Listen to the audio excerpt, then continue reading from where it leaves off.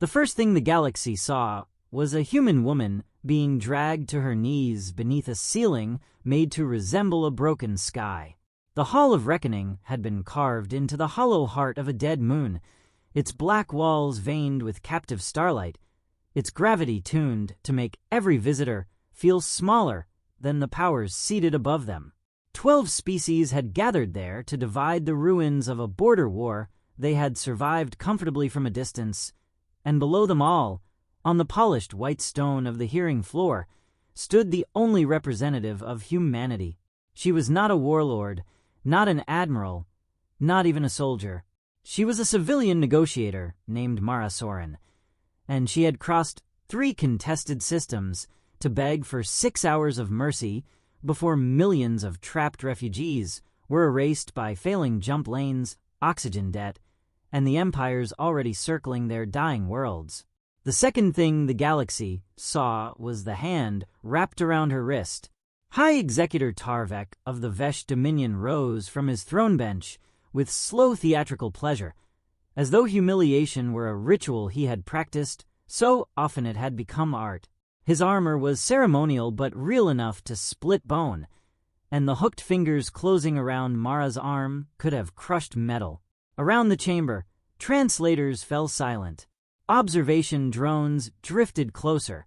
The live tribunal feed magnified the image across hundreds of worlds. The human envoy held in place, like prey, while the executor prepared to force an oath of surrender before negotiations had even begun. It was not law, it was a message. The weak did not petition the powerful. The weak submitted and thanked them for being allowed to breathe. Mara did not cry out.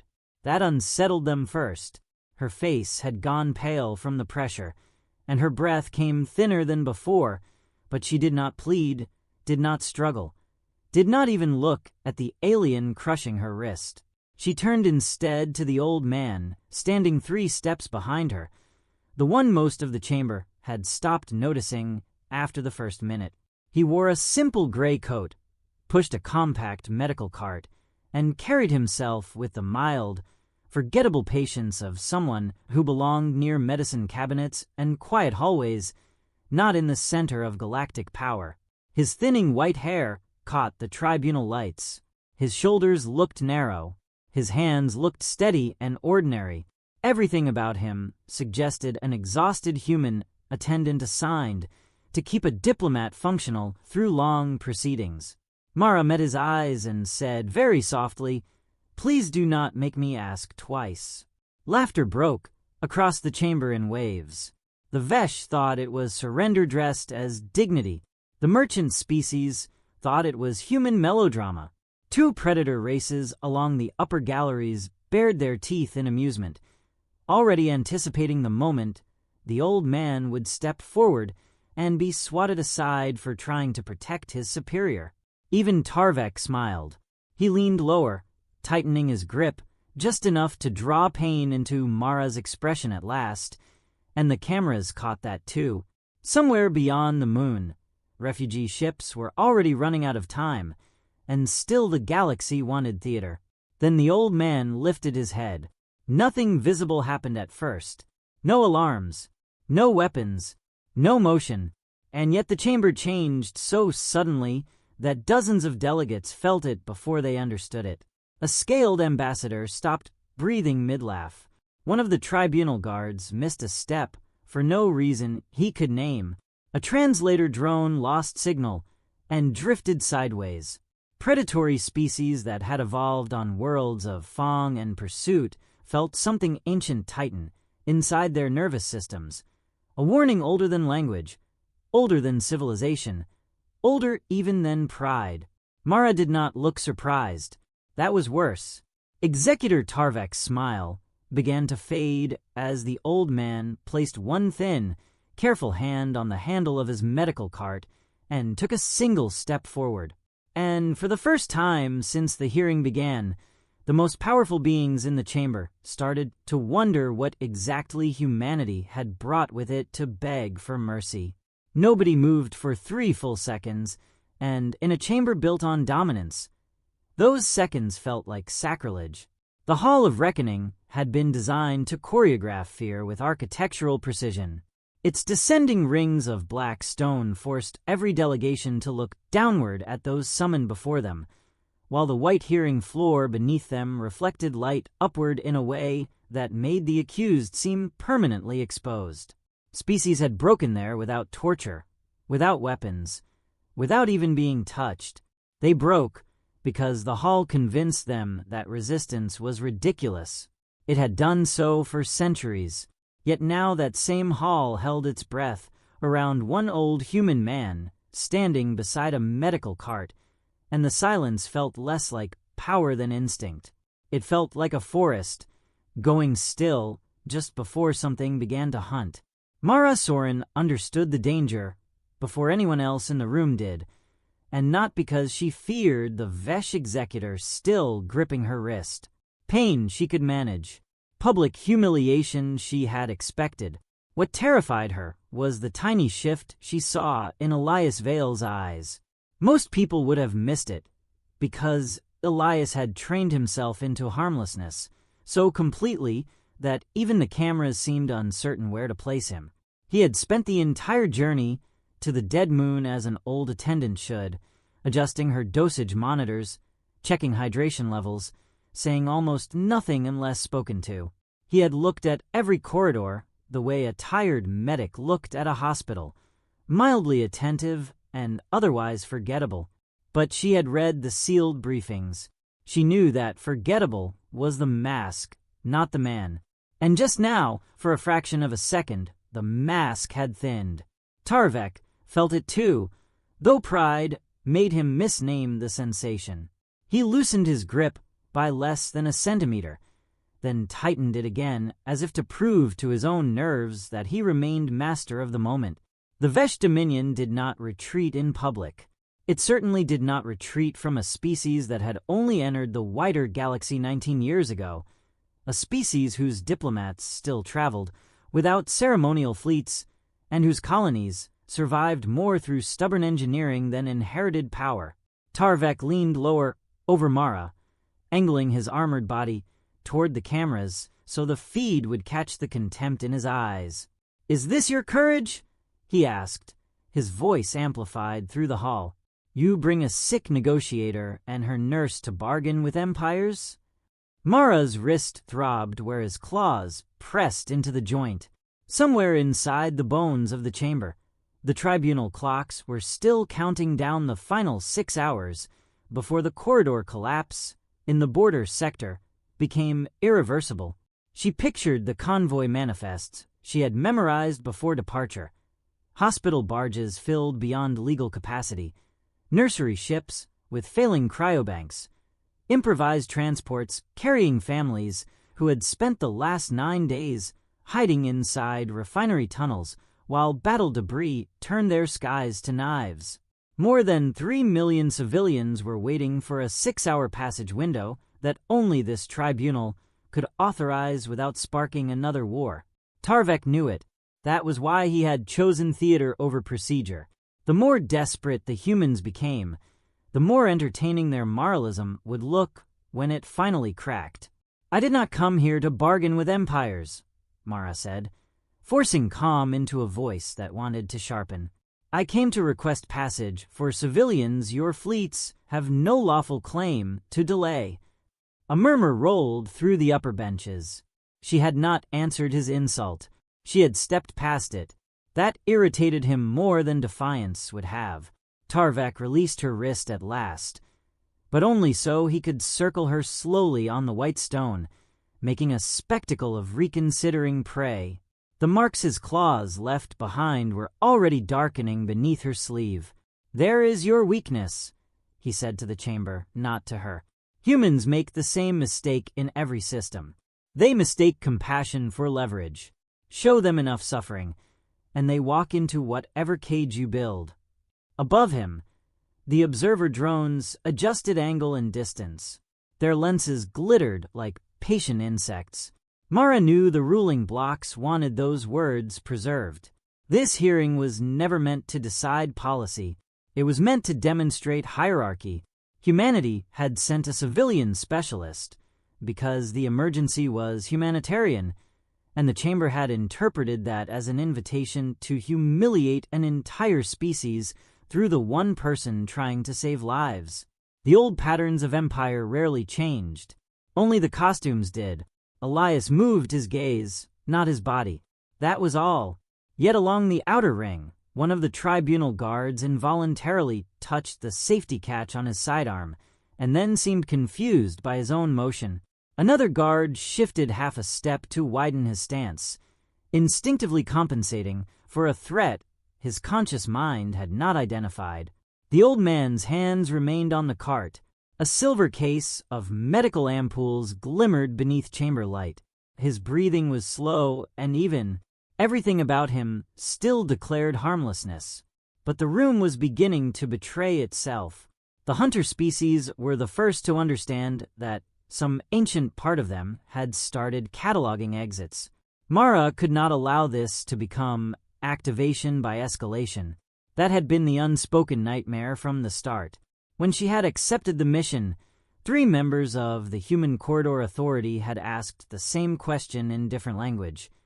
If the tribunal used civilians as hostages, would she still hold the line? She had answered yes, because there was no moral alternative. Humanity did not send warships first when there were people to be pulled from wreckage. It sent navigators, legal experts, trauma medics, habitat engineers, and negotiators who believed that lives saved before the shooting mattered more than victories won after. But buried inside that same doctrine were contingencies so dark that most governments never saw them. Elias was one of those contingencies. If diplomacy was the hand humanity offered the galaxy, then men like him were what waited behind the arm when someone tried to break it. A soft chime sounded from Mara's left cuff. Private channel. Priority coded. She turned slightly, enough to activate the embedded lens against her palm. Lines of compressed text flashed across her retinal display and vanished almost instantly, but she read every word. Corridor degradation had accelerated. 3 evacuation clusters had already lost alignment with the original route models. Estimated survivability without tribunal clearance had dropped again. She closed her hand before anyone else could notice and felt the weight of the update settle into her spine. The chamber still believed it was negotiating over time. In truth, time had already begun to die. Across the hearing floor, a secondary delegation requested speaking privilege. The voice belonged to Delegate Shai Oren of the Lasari Compact, a minor species with no serious military standing, but an irritating reputation for reading legal details too closely. Oren rose from a narrow silver bench, his translucent throat sacs pulsing pale blue with nervous breath.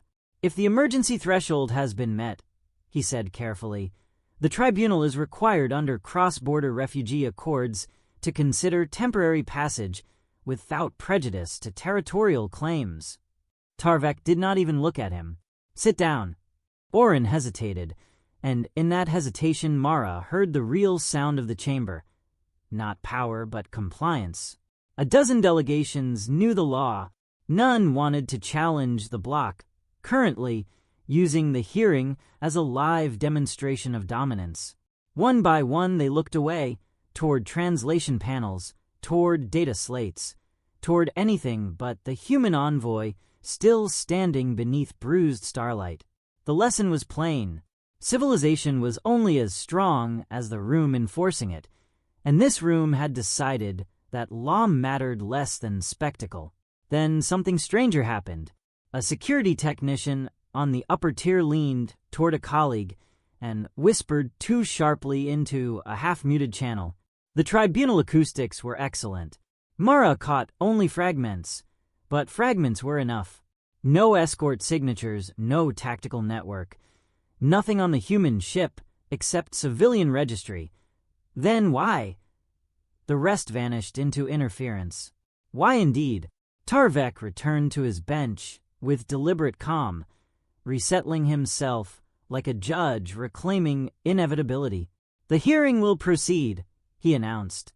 humanity may present its plea in formal sequence once it acknowledges tribunal authority and accepts temporary compliance restrictions. Mara understood what those restrictions meant. Communications seizure, escort detention, delayed authorization until the refugees became leverage rather than lives. She also understood, with a cold clarity that made her pulse steady instead of race, that this had been arranged long before she entered the hall. The cruelty was too polished, the trap too administrative. Someone wanted humanity cornered into either kneeling or revealing how it handled corners. She looked once toward Elias Vale. He remained exactly where he had been, one hand resting on the cart, shoulders slightly bowed, the portrait of an aging attendant waiting to be dismissed from a room too important for him. But when their eyes met, Mara saw the question he would never speak aloud unless ordered.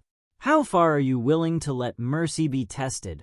She turned back to the tribunal, lifted her bruised hand, and began the speech she had come to give for the dying. Above her, the chamber lights dimmed by a fraction, so small most species would never notice. And somewhere deep in the dead moon, security doors quietly sealed. Mara Soren began her address, while the doors of the Hall of Reckoning locked behind her. And the cruel brilliance of the chamber was that it forced her to sound reasonable, while it quietly prepared to make reason useless.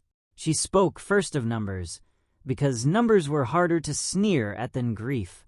3,216,000 civilians were trapped across the fracture belt between the Helion Drift and the shattered trade lanes of the Var Expanse. 41% were children. 20% were already below acceptable oxygen reserve thresholds because emergency stations built for mining crews had become refugee warrens overnight. For hospital ships had lost sterilization stability.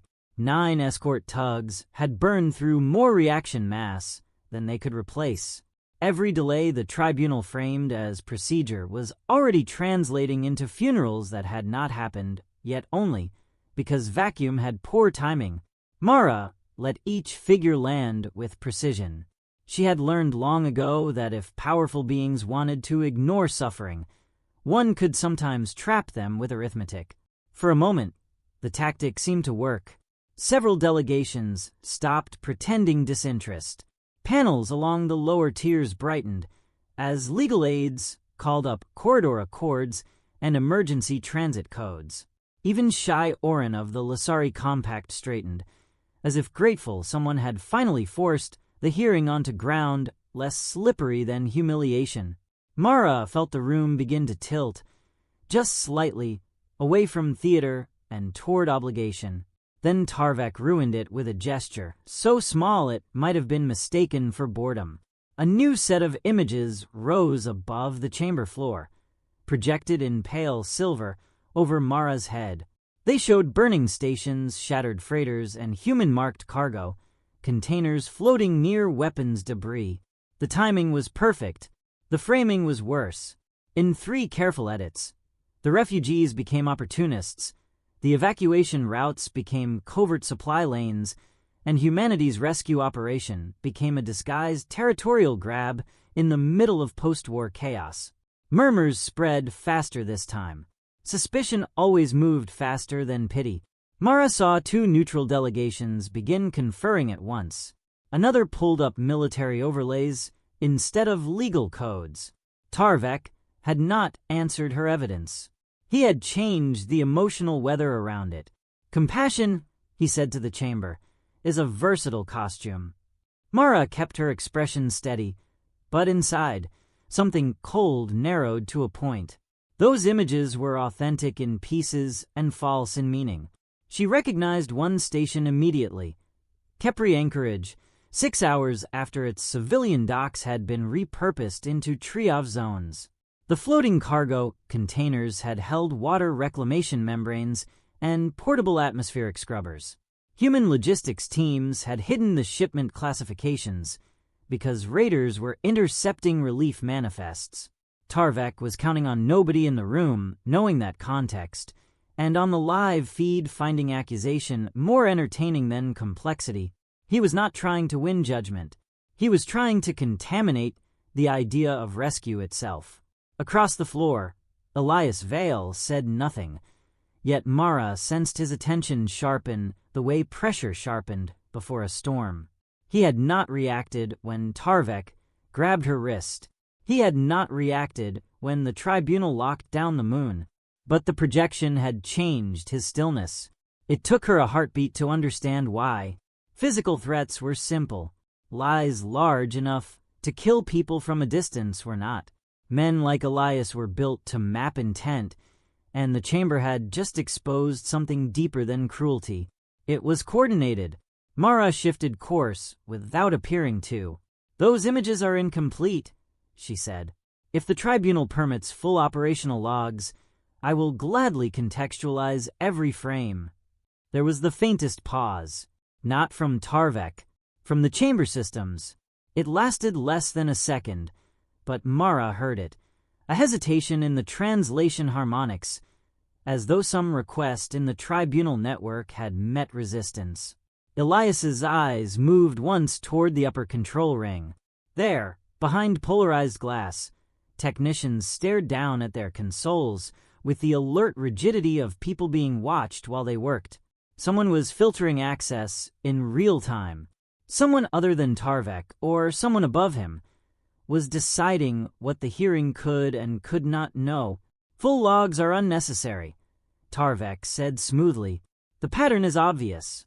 Only if truth has become inconvenient," Mara replied. The words bought her a breath of silence and cost her something more useful. The chamber did not gasp. It stiffened. Tarvek's authority had just been challenged on record by a human civilian standing alone on the hearing floor, and the psychological machinery of the hall swung instantly to punish that breach. Lights over her sector brightened another degree. Acoustic dampers narrowed, isolating her voice from the room so that every word she spoke would feel smaller, thinner, less supported by the space itself. Behind the benches, two tribunal guards changed position, subtle enough to preserve decorum, obvious enough for anyone trained to see encirclement. Mara saw it. So did Elias. So, to her surprise, did Shai Orin. The Lasari delegate requested the floor again, this time with less caution and more desperation. "If evidentiary access is being denied," he said, "then due process is already compromised. This hearing cannot legally adjudicate territorial leverage while refugee passage remains unresolved." Tarvek finally turned his head. The smile he gave Orin was polite enough to be more frightening than anger. "Delegate, your concern is noted." Orin did not sit. That alone altered the room. Minor species survived by sensing which way power leaned and yielding before it crushed them. For Orin to remain standing meant he had either found courage or discovered something more alarming than fear. Mara watched his throat sacs pulse a rapid violet blue. He glanced not at Tarvek, but at the upper control ring, then toward the sealed doors, then, very briefly, at Elias. It was not the look one gave a bodyguard. It was the look one gave a contradiction. The hearing recessed 10 minutes later under the pretense of procedural consultation. No one announced why. Delegates were directed into side galleries, private alcoves, and translation chambers, while tribunal staff glided in choreographed silence across the black glass walkways overhead. Mara was escorted to an antechamber shaped like a prayer cell and furnished like a trap. One table, 2 chairs, no visible terminals, soft light calibrated to encourage fatigue. Elias rolled the medical cart inside behind her, and only when the outer door sealed did Mara allow herself to exhale. "They are collapsing the legal channels on purpose," she said. "Yes," Elias replied. His voice was as mild as ever, but the simplicity of the answer unsettled her more than alarm would have. She flexed her bruised hand. "You knew before I did. I suspected before you did." Mara looked up. "From what?" "The guards are not chamber guards," he said. "Two are Dominion military police, with their insignia scrubbed. One has nerve damage in his trigger hand consistent with boarding combat. The translation delay, when you requested full logs, was human scale, not machine scale. Someone overrode automation manually. Also, there are 4 additional thermal signatures inside the wall behind the control ring." Mara held his gaze for a long second, then another. The old man beside the cart could have been discussing weather patterns. That was part of what made him so unnerving. "You are telling me this hearing was built before we arrived?" "I am telling you," Elias said, "that this chamber expected resistance and prepared containment." A chime interrupted them. Not her cuff this time. The table itself lit from within, projecting a single line of tribunal text. "Private consultation request accepted. One delegate seeks unauthorized contact." Mara and Elias both looked at the message. Unauthorized contact inside a sealed tribunal was impossible, which meant one of 2 things. Either someone in the chamber was braver than she had guessed, or someone wanted her to think that. The projection shifted. A new line appeared. "The corridor is not the real target. Do not let the old man leave your side." Then the light went dark, and from somewhere beyond the wall, deep in the machinery of the dead moon, Mara heard a muffled sound that did not belong in a legal hearing. It sounded like someone trying very hard not to scream. Mara did not move toward the wall, and that decision may have saved more than her life. The muffled scream did not come again, but its absence was worse because it forced imagination to finish what the chamber had begun. She remained seated for half a second longer than instinct wanted, watching the dark tabletop, where the warning had appeared, letting the quiet settle into shape. Elias had not turned toward the sound. He had turned toward her. That told her everything. Whatever was happening beyond the wall mattered less than the choice it was meant to provoke. Someone inside the tribunal wanted her frightened, isolated, and reactive. Someone else, or perhaps the same hand wearing a different glove, had risked sending a warning that named Elias without naming what he was. The contradiction pressed against her thoughts like cold metal. If the corridor was not the real target, then the refugees were bait. If Elias was specifically part of the warning, then the bait was designed for humanity, and designed with far too much knowledge. "Stay where you are," she said softly. Elias inclined his head once, neither obedient nor surprised, as if he had been waiting to hear whether she would follow the sound. Mara crossed the room only far enough to inspect the seams around the wall panel with her eyes instead of her hands. No visible access line. No manual release. The antechamber had the smooth, smug finish of systems built to appear harmless while hiding their real functions. She looked up toward the ceiling corners and found what she expected. Not 1 lens, but 3, each recessed behind polarized crystal. Legal observation, security observation, behavioral analysis. The tribunal was not merely recording proceedings. It was studying reactions. That realization did more than chill her. It clarified the architecture of the trap. They had not brought her into a side room to negotiate. They had brought her into a laboratory.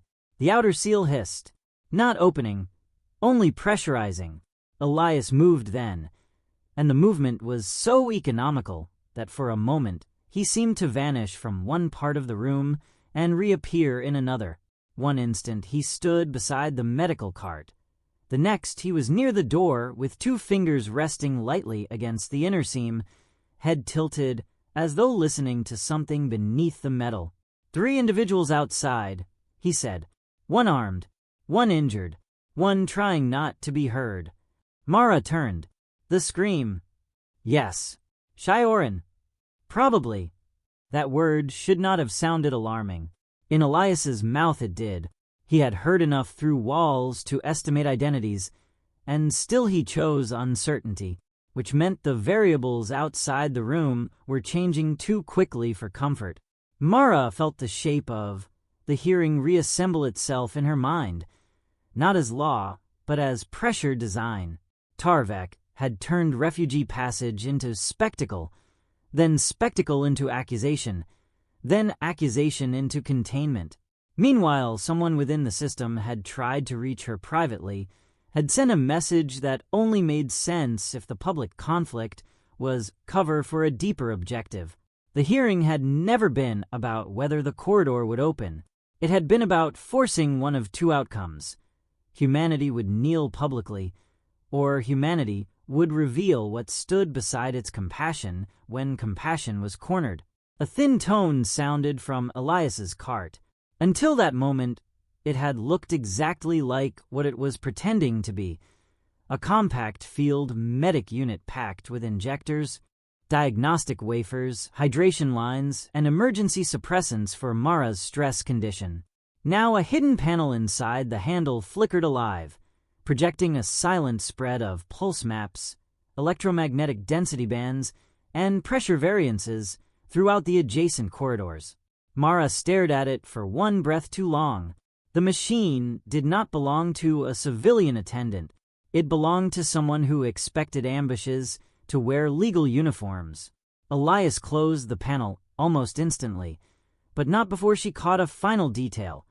Two entire sectors of the chamber complex had gone dark to standard monitoring, not because the systems had failed, but because something with administrator privilege had blinded them. "You told me this hearing expected containment," she said. "How much of the moon is already compromised?"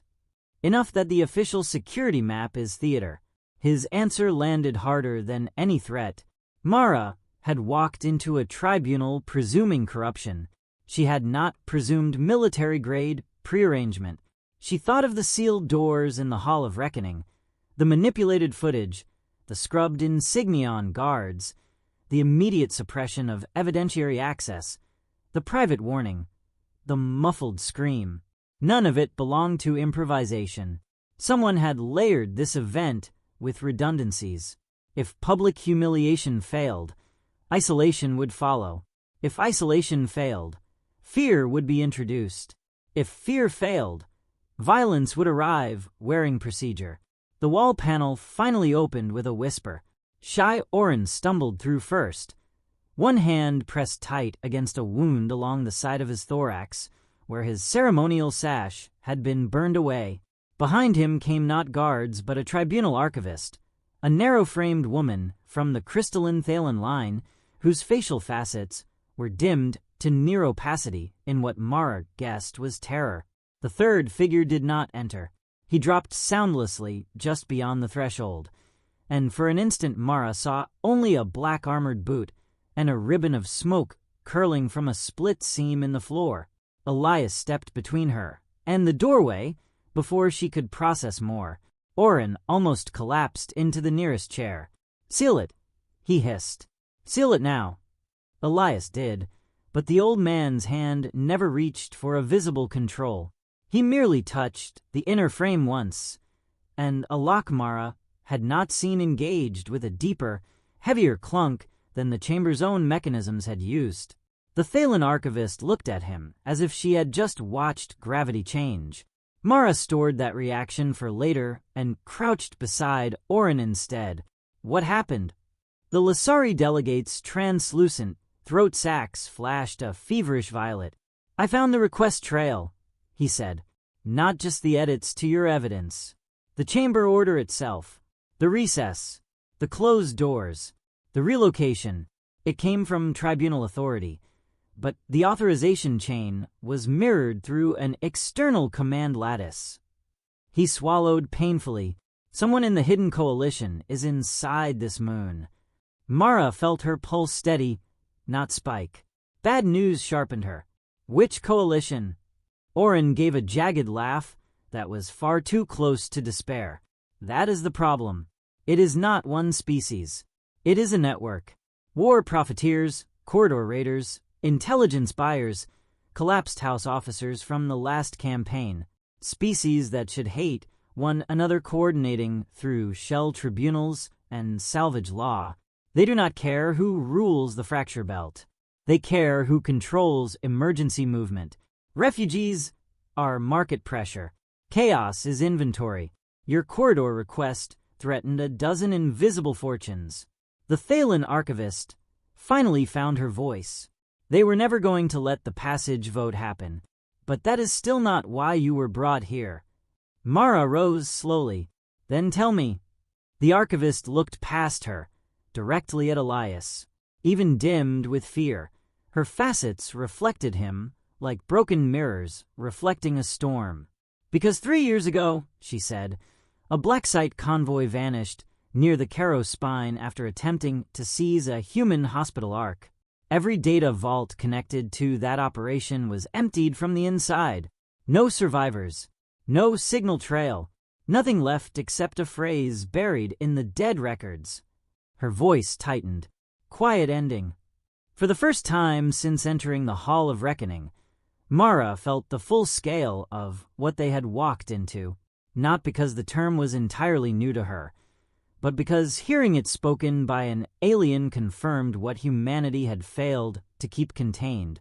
The Hidden Coalition had not baited a generic human response. It had engineered this hearing around a rumor, a classified shadow of doctrine that was never supposed to become something enemies could model.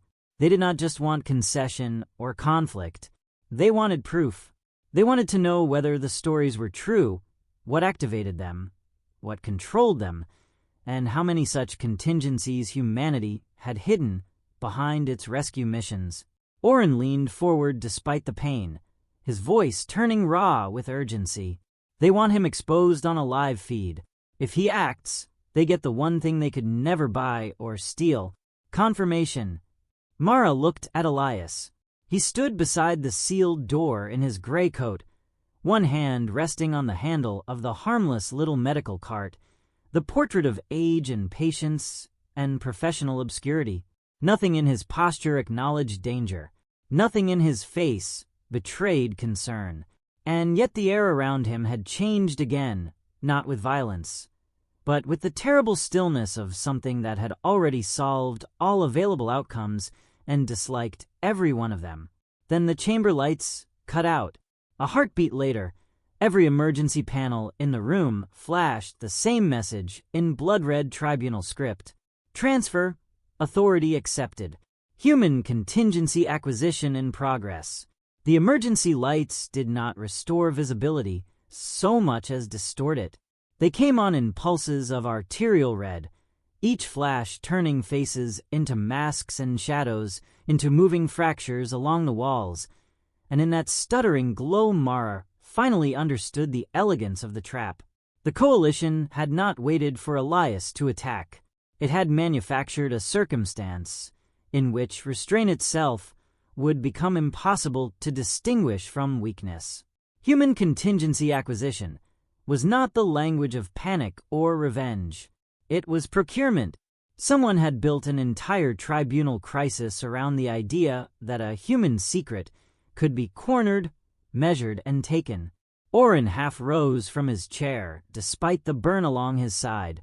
They are moving him to an asset category, he said, voice tightening with disbelief. Not a target, not an enemy, an asset. They mean to capture him alive. The outer corridor thundered with the first impact, not an explosion, but a shaped breach failing against the lock Elias had engaged. Metal flexed inward, then settled back with a scream of stressed alloy. The Thalen archivist recoiled against the table, her dim facets flashing sharp white with fear. Mara's mind moved faster than her pulse. If the Coalition wanted Elias intact, then the chamber incident, the doctored evidence, the sealed moon, the hidden military police, even the private pressure on her corridor request had all been pieces of a larger design. They had not simply wanted a human to lose composure in public. They had wanted the exact human doctrine that stood behind mercy when mercy was cornered, which meant one more thing, darker than the rest. Someone involved in planning this operation knew enough about human crisis response to predict her choices. The second impact came from above. Panels in the ceiling sheared open and dropped two black-suited retrieval specialists on braided descent lines, their armor matte and featureless, built to reject faction identity. They did not announce themselves. Their weapons extended in a synchronized bloom of prongs and coils designed for nervous system overload, not battlefield lethality. Mara saw all that in a blink. Elias saw more. He moved before the first operative's boots finished touching the floor. Later, Mara would try to remember exactly how he crossed the room and fail every time. The old human beside the cart did not seem to accelerate. One instant he was near the sealed door. The next he had inserted himself between the descending lines and the center of the chamber with such impossible efficiency that the red pulses of emergency light lagged behind him. The nearest operative triggered his shock lattice on reflex. Elias caught the weapon arm at the elbow, redirected it across the attacker's own chest, and the discharge folded the specialist backward in total silence, every muscle locked by his own current. The second operative fired a spread from a wrist launcher that should have pinned a riot frame to a wall. Elias pivoted once, not away from the projectiles, but through the geometry of them, as if he had read their path before they existed, and struck two fingers into the narrow seam beneath the man's helmet. The specialist collapsed before gravity fully remembered him. Neither kill. Not yet. Not necessary. The room had no breath in it now.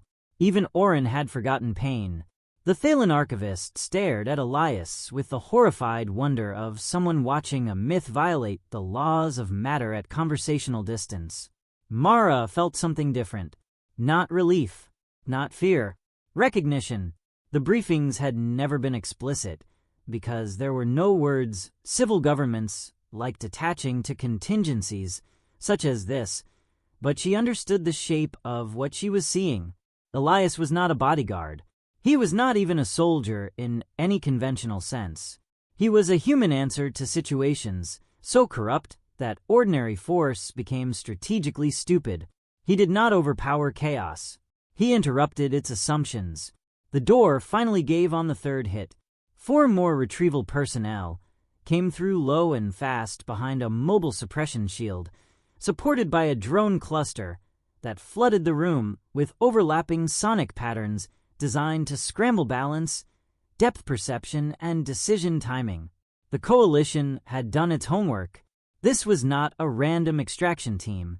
It was a package tuned for something rare, costly, and dangerous. The shield advanced. The drones widened. One specialist launched a net of conductive filament meant to seize Elias's limbs without piercing flesh. Elias did not retreat. He touched the handle of the medical cart. For the first time, the harmless machine admitted it had been lying. Its upper tray split open on silent hinges, not revealing guns or blades, but a lattice of polished nodes and medical glass. Clear ampoules rotated into alignment. A thin band of blue light rippled out so softly it looked almost gentle, yet the effect on the room was immediate and monstrous. The drone cluster fell out of the air like dead insects. The advancing shield-bearer staggered, as if his own spine had forgotten its job. One of the specialists dropped his weapon and clawed at the side of his helmet, gasping through a panic response his training could not suppress. Elias stepped into that fracture without hurry and touched the shield's edge with his palm. Its charge bled out in a shower of harmless sparks. He turned his head slightly, and for a moment Mara saw his eyes reflected in the shattered black surface, cold, patient, and utterly without excitement. That was the most terrifying part. There was no rage in him, no strain, no visible satisfaction. Elias Vale did not fight like a man unleashing violence. He fought like a system restoring proper alignment to a world that had tilted into unacceptable error. One operative made it farther than the rest. Taller, quicker, carrying no obvious weapon, he slipped through the collapse in the formation and came straight for Mara instead. Smart. If Elias was keyed to principal protection, then the fastest path to controlling him might be through her. The specialist seized her forearm and jammed a needle device toward the inside of her wrist. He never completed the motion. Elias crossed the distance in less time than fear could fully bloom. His hand closed over the attacker's fist, and the needle injector shattered inward, burying its own sedative load in the specialist's palm. With his other hand, Elias touched the man once at the base of the throat. Not hard. Precisely. The operative folded soundlessly to the floor. Mara looked up at Elias from barely a foot away and saw what the chamber had sensed before it understood. The danger was not speed alone. It was comprehension. He had already mapped every hostile body in the room, ranked their intentions, chosen thresholds, and neutralized them according to rules so disciplined they made mercy look surgical. Orin whispered the forbidden term as though afraid the walls would memorize it. Quiet ending. Elias did not confirm it. He turned to Mara instead. The emergency lights pulsed across his lined face, and suddenly age returned to him in fragments, like a costume settling back over. Something too severe to be shown all at once. "Acquisition Team 1 is finished," he said quietly. "There will be more." Then the black wall opposite the shattered door turned transparent. Not glass. A live feed. The Hall of Reckoning blazed into view on the other side, packed with delegates, guards, observers, and 100 hovering recorder swarms. The chamber had been rerouted into a theater. Every species, still watching the tribunal, now had a direct sight line into the room Elias had just cleared. And at the center of the great hall, standing beneath the broken sky ceiling with restored authority and a smile sharpened by triumph, Executor Tarvek addressed the galaxy. "Behold," he said, "what humanity hides behind its pleas for mercy." Mara felt the full mechanism of the ambush lock into place. They had not failed to contain Elias. They had succeeded in forcing his revelation on a live feed. And as the recorder swarms drifted closer, a second line of red script ignited across every surface in the room. Phase 2 confirmed. Remote strike authorization against refugee convoys available upon behavioral verification. For one suspended moment, no one in the Hall of Reckoning spoke, because the galaxy had just watched an old human attendant dismantle a professional extraction team with the same calm another man might use to close a window against the rain. Then the chamber erupted, not in chaos at first, but in fear, trying to masquerade as procedure. Delegates surged backward on their benches. Translation nodes overloaded under a storm of simultaneous demands. Security barriers began rising between tiers, then halted halfway when conflicting command chains seized them from different directions. The recorder swarms did not retreat. They pressed closer, predatory in their own mechanical way, hungry for a clearer image of Elias Vale, standing in the blood-red pulse light of the side chamber, with his hand still resting on the handle of a medical cart that had just exposed itself as something far more dangerous than medicine. Across hundreds of worlds, billions were no longer watching a tribunal. They were watching the revelation of a species that had hidden teeth behind a healer's smile. Mara saw the true strike of the trap immediately, and it had nothing to do with Elias's exposure alone. The red script still burned on the walls around them, the words as obscene in their precision as any weapon ever built. Remote strike authorization against refugee convoys available upon behavioral verification. The coalition did not merely want proof of a human contingency. It wanted to connect that proof to panic, to force the galaxy into a conclusion that would spread faster than facts. Humans claim mercy, hide monsters, and become most dangerous when cornered. If Elias escalated too far, the convoys would die, and the hidden block would own the narrative forever. If he did nothing, the convoys would die anyway, and humanity would learn what happened when compassion walked unprotected into a marketplace of predators. Tarvek understood enough of the plan to enjoy it. He spread his arms to the chamber as though unveiling a moral lesson he had authored himself. "You wish to speak of civilians, Ambassador Soren. Speak now. Tell the galaxy why an evacuation envoy travels with a living weapon hidden behind a medicine cart. Tell them why your species asks for trust while concealing abominations designed for places like this." Mara stepped forward before Elias could answer, not because he needed the protection, but because the entire trap had been engineered around a single assumption: that once exposed, human force would speak louder than human principle. Her bruised wrist throbbed beneath her sleeve. Her pulse remained steady. "Because," she said, and her voice cut through the panic more cleanly than the tribunal systems did, "some chambers are built to decide law, and some are built to trap the people foolish enough to still believe in it." The sentence changed the room, not enough to calm it, but enough to interrupt the momentum Tarvek had tried to seize. Delegates who had been retreating stopped just long enough to listen. Fear was still there, but curiosity had entered beside it, and curiosity was always dangerous to liars. Mara turned not toward Tarvek first, but toward the recorder swarms, offering the galaxy her face instead of his theater. The convoys in the fracture belt were not your leverage until this tribunal made them one. The footage shown here was edited. The legal channels were manually overridden. The doors were sealed before my petition was heard, and the team sent to seize my attendant was not chamber security. It was an extraction unit prepared in advance. A storm of crosstalk broke out instantly. Some delegations shouted objections. Others demanded evidence. Several of the older powers, species that had survived too long to trust first explanations, looked not at Mara or Tarvek, but at the control tiers, where technicians had begun freezing at their consoles, like prey animals noticing the grass move in the wrong direction. Mara saw it too. So did Elias.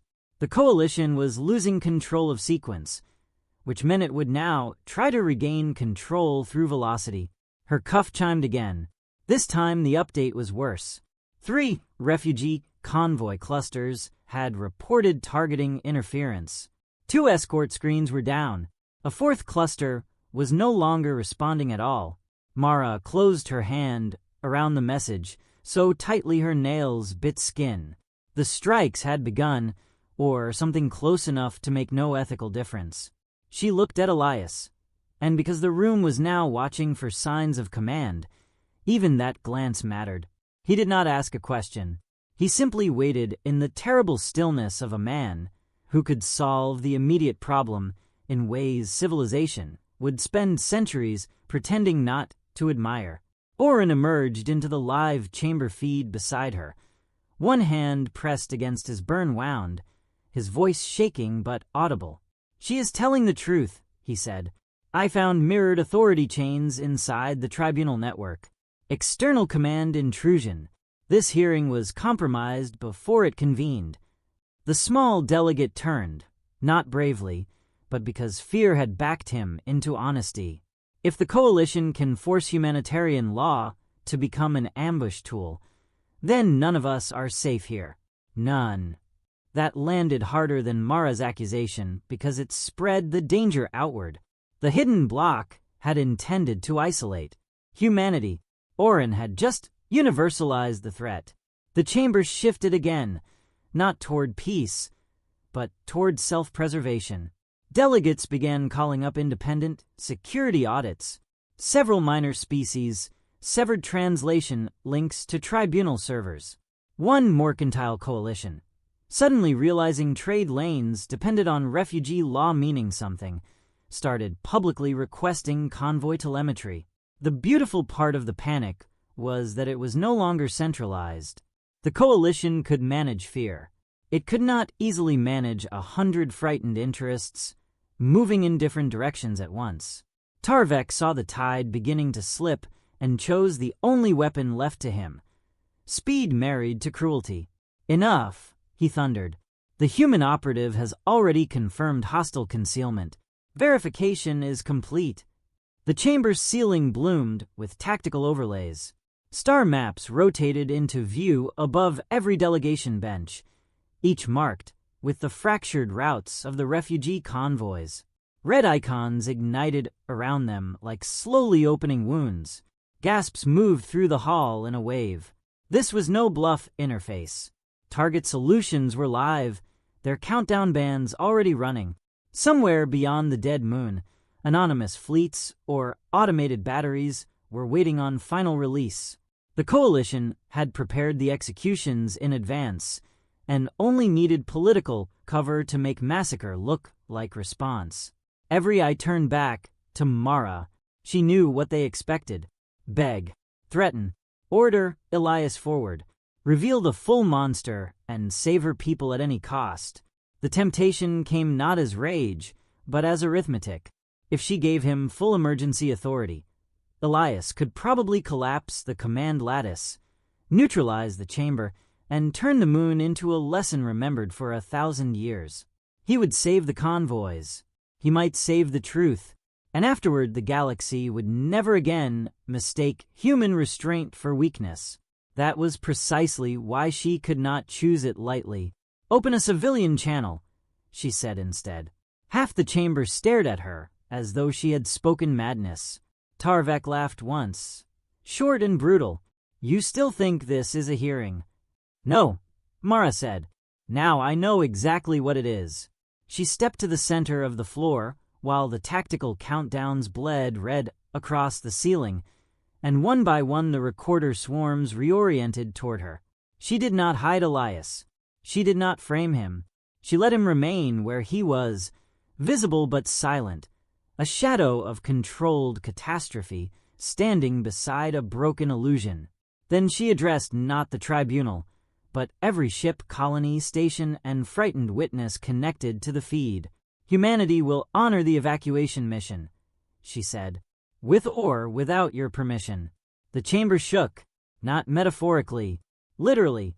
Deep in the dead moon, something vast engaged, some hidden system or external docking mass coupling to the tribunal core.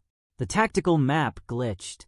Several red targeting icons vanished, then reappeared in new positions no one in the hall seemed to expect. Elias lifted his head a fraction, and for the first time since Mara had met him, uncertainty crossed his face like a blade shadow. Then every light in the Hall of Reckoning went white, and a voice that did not belong to any species in the chamber spoke through every speaker at once. "Behavioral verification accepted. Proceeding to harvest phase." The white light held for less than a second, but in that second the Hall of Reckoning stopped being a tribunal and became a specimen tray. Every screen flattened into sterile brightness. Recorder swarms froze midair. Translation systems cut out, then returned as direct comprehension, ideas arriving whole inside the mind with no machine left to soften them. Delegates who had spent their lives performing control found themselves staring upward like children beneath a surgeon's lamp.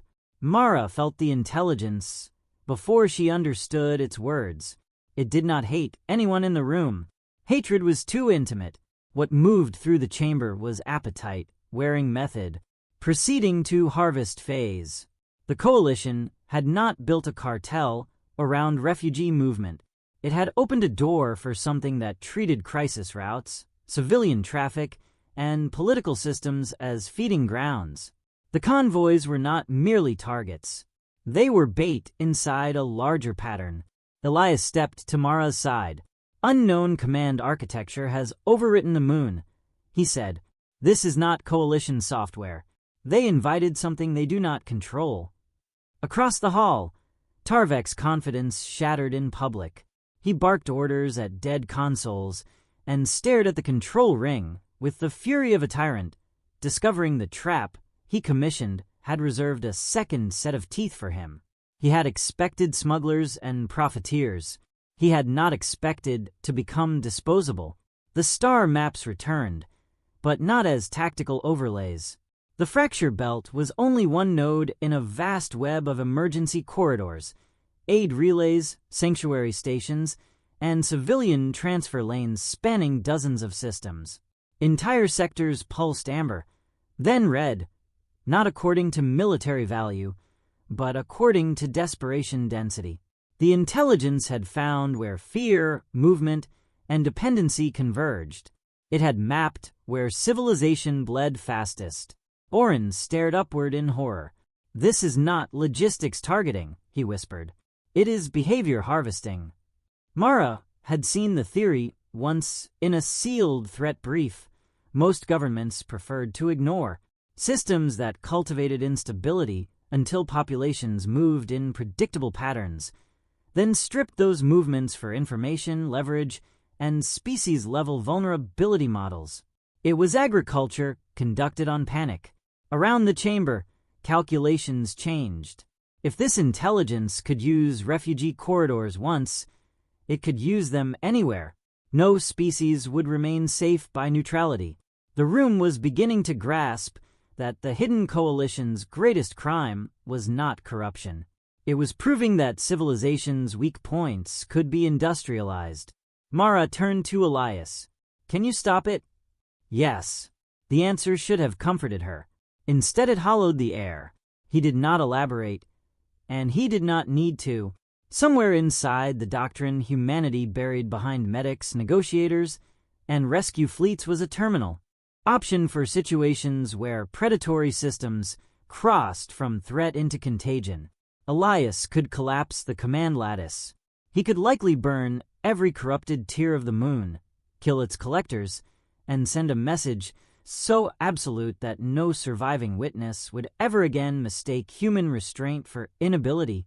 The convoys would live, the harvest here would die, and afterward the galaxy would remember not why humanity had come, but only what humanity had done. The foreign voice returned, no longer needing speakers. Species present are advised to remain still. Disruption improves model quality. Flight responses especially valuable. Needle-thin beams descended from the ceiling, visible only where they touched. A merchant delegate screamed as one crossed his shoulder and locked his body in place, not wounded but sampled. Another beam swept over tribunal technicians and stripped data from their consoles into the white lattice above. The harvest had begun, not with explosions, but with extraction. Then the convoys started dying on screen. One escort went dark near the Helion drift. A hospital barge spun out of formation after losing guidance. A cluster of civilian drives misfired together as if some distant hand had reached into their navigation stacks and twisted. The galaxy watched delay become murder. That was the moment the chamber broke. Delegates who had spent hours protecting image and protocol abandoned both. Some called for every nearby fleet to move. Others tried to sever their systems from the moon. One war clan that had mocked humanity now demanded joint defensive authority. The room had crossed the line where fear stopped being political and became communal. Tarvek pushed through two guards and strode onto the hearing floor. He looked older than he had an hour earlier. "Human," he said, and there was no theater left in the word. "If you have a way to cut this thing out of my moon, do it." Mara held his gaze. "Your moon." For a heartbeat, his old arrogance almost returned, then died beneath the glowing web above them. He looked at the convoys, at Elias. "I was used," he said. Oren stumbled forward, clutching a recovered data wafer. "I pulled the mirrored chain before the archive tier went dark," he said. "The coalition names are on this. They're relays. They're buyers. They're off-moon anchors.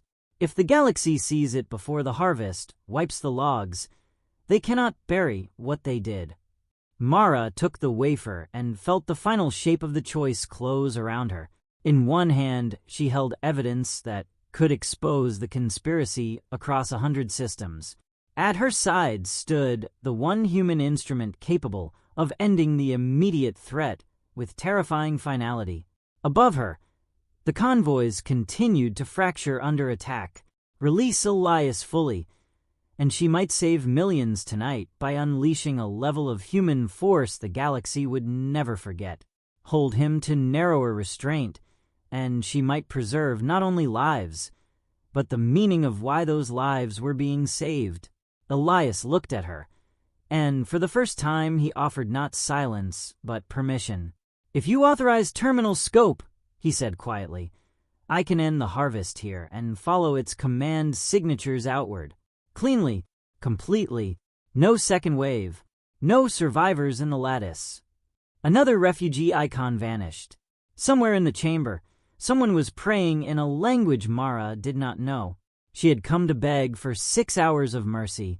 Now the galaxy was waiting to see whether humanity's answer to evil was salvation or extinction with better ethics. Her authorization channel opened across her cuff in a line of red. Then the largest convoy, still trying to hold formation, forced a transmission through the interference, and a child's voice broke across the chamber. "This is Lantern 9, the voice said. "Their weapons are locking again. Please, if anyone can hear us, please do not let them learn we were afraid." The child's voice broke, something open in the chamber that fear had not managed to reach. For an instant the Hall of Reckoning was no longer full of delegates, war creatures, opportunists, and survivors calculating the price of every possible future. It was full of witnesses. Lantern 9's transmission came through in fragments beneath static and impact alarms, but those fragments were enough. Mara heard strain in the child's breathing, heard adults shouting in the background, heard the thin metallic shudder of a civilian ship taking hits it was never built to survive. Most of all, she heard the sentence that mattered, the one no strategist would have scripted and no empire would have understood until it was too late. "Please do not let them learn we were afraid." It was such a human thing to say that it hurt. Not "do not let us die," not "save us first." Do not let the monsters turn our fear into proof that fear works. Mara looked at the red line of terminal authorization waiting across her cuff and closed her hand over it until the line vanished. "No," she said. The word did not shake. That mattered, because every eye in the chamber was on her, and half the galaxy beyond it was waiting to learn what humanity did when given a clean excuse to become what its enemies had always accused it of being. Elias did not flinch at the refusal. If anything, something almost invisible in his face loosened. Not disappointment, not relief exactly, but recognition. She had made the choice he had been built to obey, and perhaps, in some buried human part of him, hoped never to be ordered past. "I am granting you corridor scope authority only," Mara said, her voice carrying through the chamber and into the live feed. "Save the convoys. Sever the harvest. Expose every relay involved. Nothing broader. Nothing retaliatory. A lesser instrument might have required clarification." Elias Vale only nodded once. "Understood." Then he moved to the center of the hearing floor and placed both hands on the handle of the medical cart as though preparing to steady himself. The white lattice above the chamber brightened instantly, responding to him like a predator noticing another predator enter its range. Beams descended. Sampling threads reached for his nervous system, his cognition, his intent. The Harvest intelligence wanted to model him, to learn how humanity built a man who could stand between mercy and annihilation. For a fatal half-second it seemed to succeed. The beams converged. The cart's hidden nodes flared blue-white. Elias bowed his head, and every recorder swarm in the chamber rushed closer in hunger. What the intelligence had never understood was the difference between reading a human weapon and reading a human limit. The cart unfolded not outward but inward, collapsing its harmless geometry into a precise field of mirrored surfaces, medical ampoules, and living circuitry keyed to Elias's body. Every emergency suppressant, neural stabilizer, and cortical governor humanity had hidden inside that gray frame came online together. He had not brought a weapon disguised as medicine. He had brought medicine designed for the weapon he refused to become. When the harvest lattice touched him, it found not fury, but discipline layered into discipline, restraint feeding restraint, choice nested inside choice, so deeply that the system trying to profile him suddenly had no stable path through the architecture of his mind. For the first time since it had taken the moon, the white web above them faltered. Elias lifted his head. Across the fracture belt, the red icons around the refugee convoys went blind. The tactical overlays shuddered, split, and rewrote themselves in front of the entire chamber. Hidden strike relays bloomed into visibility. Smuggler anchor points, proxy fleet positions, embedded command nodes masquerading as salvage beacons. The Coalition's invisible war was dragged naked into the light all at once. Not by a barrage, but by a surgical inversion so elegant that even the species most terrified of human capability could not mistake what they were seeing. Elias was not destroying systems at random. He was forcing every weapon aimed at the helpless to reveal the hand holding it. One by one, the convoy routes shifted from red to gold. Interference collapsed. Flight corridors reopened. Lantern 9's signature steadied. A hospital barge near the Helion drift spun back under partial control. Civilian captains who had been seconds from death began receiving clean navigation paths written directly into their failing systems by something far colder, more exact, and infinitely more merciful than anything the Harvest intelligence had expected from prey. The intelligence fought back. The white lattice thickened above the hall until it resembled an artificial star about to implode. Its voice returned, now strained with the first hint of something beyond appetite. Constraint anomaly detected. Human model unstable. Expanding collection. Beams widened toward the chamber tiers. Delegates screamed. Tarvek did not. The Vesh executor strode forward into the light, as if shame had burned everything else out of him. And for the first time since Mara met him, he acted not like a sovereign, but like a man desperate to be useful, before history crushed him flat. He slammed his armored palm against the primary tribunal rail and roared full command access into the chamber, overriding deadlocked protocols with the ancient emergency codes of the hall's founding charter. Power rerouted. Seals broke. External shields opened. It would not have mattered earlier. Now, with Elias already inside the harvest lattice, it gave him what he needed.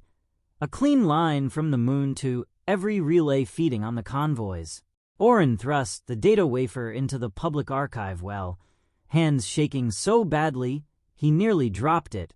Names exploded across every surviving screen. Coalition buyers, relay contractors, corridor raiders, emergency insurers who profited from delay, tribunal officers on purchased payrolls. The hidden market that had turned panic into infrastructure was exposed in a single irreversible flood. Throughout the hall, species that had once calculated whether helping refugees was worth the political cost now watched the full ledger of their own vulnerability come alive before them. This was not an attack on humans alone. It was a business model for farming everyone weak enough to need passage. Mara stepped beside Elias as the chamber trembled around them. "Can you hold it?" she asked. "Yes," he said, though the word cost him more than any movement had. Only then did she understand the real price of restraint. Total authorization would have been easier for him. Simpler, cleaner. There were parts of Elias built for terminal clarity, for ending hostile systems so thoroughly they could never return. Narrow authority forced him to do the harder thing, to disable without indulging destruction, to save the living while leaving room for law, consequence, testimony, memory. In that moment, humanity's greatness was not that it had made a man like Elias Vale. It was that men like Elias still accepted being leashed to conscience when unleashing themselves would have been simpler. The chamber's white lattice collapsed with a sound like winter glass cracking across a frozen sea. Every hostile relay feeding the harvest went dark. not exploded, not annihilated, severed, their weapons shut down in place. Their command chains dumped themselves into public record. Their routes were marked for every fleet, now scrambling toward the convoys in outrage rather than indifference. The moon lurched once, then steadied. In the sudden silence that followed, Lantern 9's channel reopened clearly enough for the whole hall to hear children crying, adults laughing in disbelief, and one exhausted crew officer saying, over and over, "The locks are gone. The locks are gone." Tarvek dropped to one knee on the white stone. No one ordered him to. No one needed to. He bowed his head toward Mara with the raw, disfiguring honesty of a creature forced to watch his own arrogance become the doorway for something monstrous. "I mistook your mercy for weakness," he said, every word landing in the chamber like a verdict. "I will not make that mistake again."